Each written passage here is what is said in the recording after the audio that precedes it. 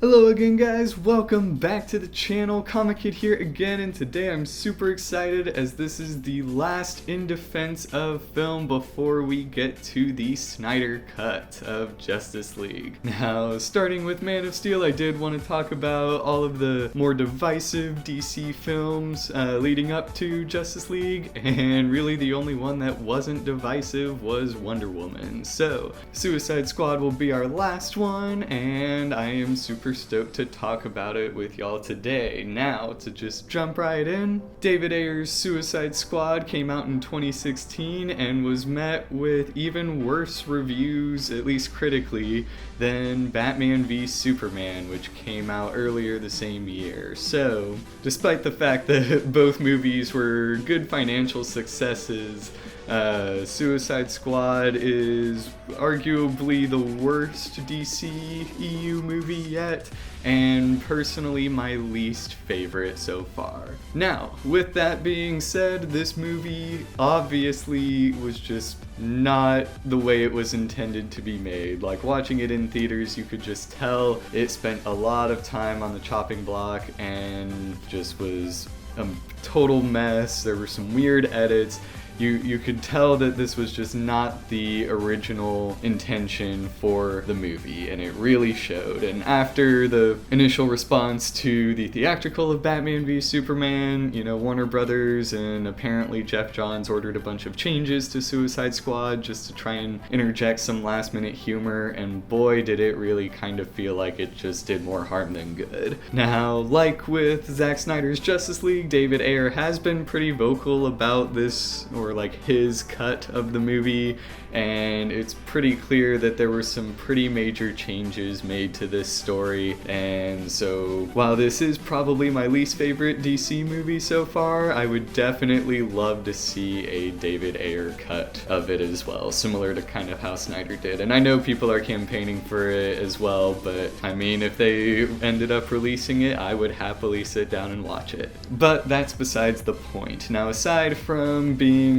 a kind of editing disaster, the movie was also criticized, particularly for Jared Leto's Joker, but we'll kind of circle around back to that in a minute. Like with many comic book movies, including even plenty of Marvel movies, it was also criticized for having a weaker villain in Enchantress, and some kind of CG bugs here and there. And then lastly, there were some character development issues that the film really kind of could have fleshed out, especially for characters like Katana and stuff like that. Everyone just kind of felt thrown together, and I get that that was kind of the point of the team, but I mean, we could have done for a little bit more character development or characterization, whatever you want to call it, as well. And one last thing that I do want to mention is that I will be discussing the extended version of the movie. I had actually never seen it before. I had only seen the theatrical once, but I did sit down and watch the extended cut for the sake of this review here. But that is it as far as the general bad of the movie is concerned. So, to kind of jump right into some of the things it does well, I mean, first off, and I think most everyone will agree with me on this, the soundtrack is easily one of the strongest points of the whole movie.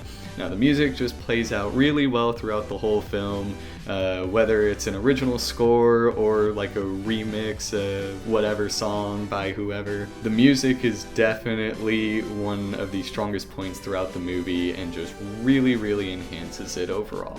And so for all the bugs the movie does have, there's no denying that even for as choppy as the editing was sometimes, they still definitely made the music work in this movie. Now, as far as casting goes, there's really no denying that Will Smith and Margot Robbie are like the strongest aspects of this movie. And that's not to say that the rest of the cast did bad, but they're gonna focus on characters like Deadshot, mostly because it's just Will Smith, and obviously Harley Quinn as well, just because she's the biggest and most recognizable character throughout the movie. Now, obviously you have a phenomenal actor like Will Smith, so of course he's gonna be great, and this really kind of brought a lot of attention to Margot Robbie. I do feel like plenty of people knew who she was beforehand, but this one like really kind of made her a household name.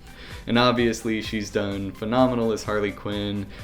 She made for a great Harley in Birds of Prey as well, and I don't really think anyone has any gripes about her performance.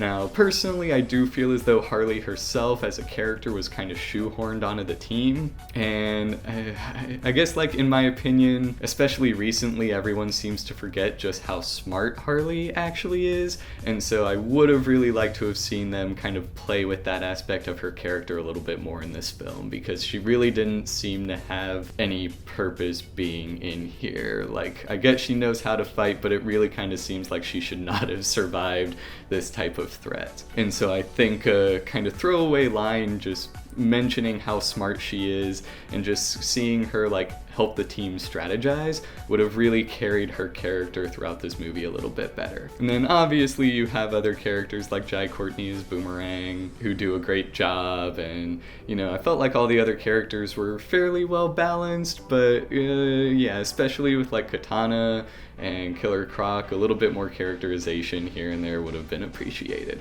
Now, to get into the most controversial acting choice, Jared Leto's Joker. Most people can agree that Leto is a great actor, but despite that aspect, a lot of people just really don't like his Joker and really consider him to be one of the worst live-action Jokers yet. Now, I get where their gripes are coming from, but at the same time, I feel like he really just was not in this movie enough for us to really judge his performance overall. Now, obviously, they wanted to set up more for him to interact with Ben Affleck's Batman later down the line, but could he have been better? Yes, arguably. Could he have been worse? Absolutely. Now, he's not my favorite live-action Joker either, but I definitely saw a lot of potential for him in there.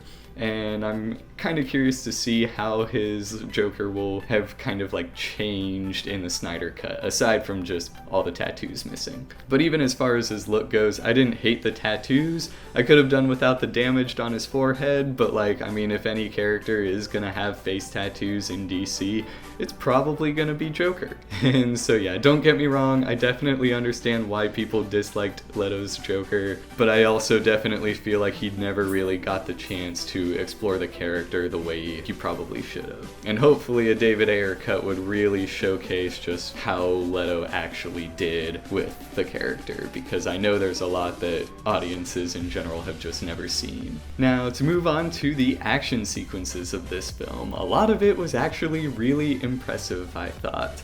There were a few things that were a little hokey here and there, but overall, like, seeing a bit more of a brutal combat style, because based on the fact that these characters are villains, I thought made for a pretty unique aspect for a comic book movie. And especially seeing Margot Robbie move as Harley Quinn and just watching her take down bad guys was exceptionally awesome. And then particularly the scene where Will Smith's Deadshot is on top of the car, kind of right when they arrive, towards the beginning there. Like, just seeing him just knock out all those goons and whatnot, I just thought looked incredible and was one of the most like Deadshot scenes I could have imagined. And so I definitely feel like that was an extremely well done aspect of the movie. Now, again, you do have some CG fights and obviously the CG big bads that could have looked a little better, but I mean, the actual practical fighting elements of the movie did look pretty good. And even the CG I thought definitely could have looked worse. Like Wonder Woman 1984 especially, like a lot of the CG in that looked way worse in my opinion than in Suicide Squad. But again, I don't really judge movies based on how their CG looks, but I know some of y'all care, so I'm mentioning it. Now, as far as Enchantress, a lot of people really didn't like her as the big bad, and I also would have rather it have been Joker, but I mean, I don't think Cara Delevingne did bad by any means, and I think seeing how Enchantress ended up in this position anyways was appropriate for the story overall. Was she a little underdeveloped as well? Yes. I would have loved to have seen a bit more of her character just kind of come through, or at the very least like with June's character, but who knows. I definitely feel as though there were weaker comic book villains, but there have certainly been far stronger ones as well. Now, I do feel the need to mention that the few things that the extended cut did add to this movie did really kind of enhance it, at least in my opinion. It's not quite like Batman v Superman where the extended cut fixes like almost every problem with the movie, but it is still the superior version of the film. You do get a lot more of Deadshot and Rick Flag, and just small little moments like that I thought would have made the movie a whole lot better. And for as many moments as they added with Deadshot and Rick Flag, I feel like if they had just swapped maybe a few of those out for smaller moments with the other characters, then I really feel like people would have gotten far more attached to this team. Now, unlike with Snyder's Justice League in relation to the theatrical, I'm not quite sure how different David Ayer's version of Suicide Squad would be, but I mean, I would happily watch it regardless. So, now, after having some time to reflect and looking back on it and everything, I definitely still have my gripes with Suicide Squad. It might have gone up and may no longer be my least favorite DCEU movie, but I would kind of need to watch them all again just to make sure. But I mean, I definitely feel as though I like the movie a bit more than I did when it first came out. And I think it's a real shame that the studio just felt the need to interfere so greatly with what could have been a really, really solid movie. And so I'm really hoping Warner Brothers has learned their lesson and will just let their directors make their movies going forward. But that's really everything that I have to say about Suicide Squad. Again, it is far from a perfect movie, and I would love to see a David Ayer cut, so hopefully that comes around eventually. But despite all the hiccups with it, I definitely feel like there are still some great things throughout this movie. But let me know what you guys think of Suicide Squad 2016 down in the comments section below. As always, guys, thank you so much for watching. Be sure to hit like and subscribe, and I will see you guys Thursday to talk about the Snyder Cut.